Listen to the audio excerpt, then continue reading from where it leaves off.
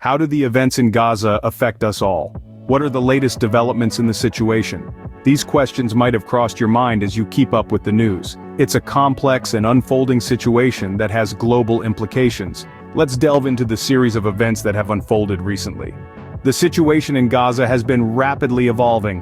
A lifeline of aid has started to flow, with at least 120 trucks carrying essential supplies such as fuel, food, water, and medical supplies making their way into Gaza. This aid initiative has been coordinated by the United Nations and the Palestinian Red Crescent Society, and the number of aid trucks is expected to increase in the coming hours. The Rafah border crossing between Egypt and Gaza has been a crucial passage for aid transport and hostage release.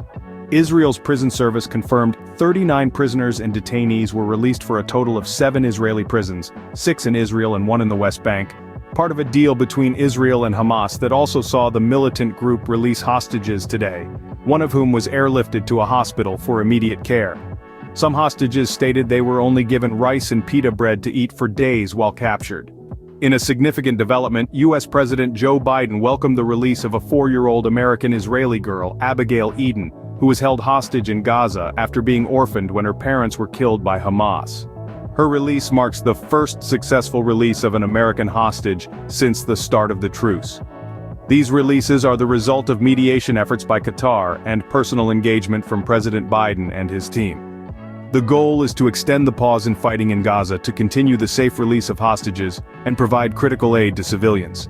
These events have brought a glimmer of hope amidst the crisis. These developments are significant. The entrance of over 100 trucks carrying aid into Gaza represents an urgent response to the humanitarian crisis unfolding there. The provision of supplies such as fuel, food, water, and medicine is a critical lifeline for the civilians caught in the crossfire. Simultaneously, the release of hostages, facilitated by the Rafah border crossing, indicates progress in negotiations and diplomatic efforts. These events are underscored by the tireless work of organizations like the Red Cross and the diplomatic engagement of countries like Qatar and the U.S.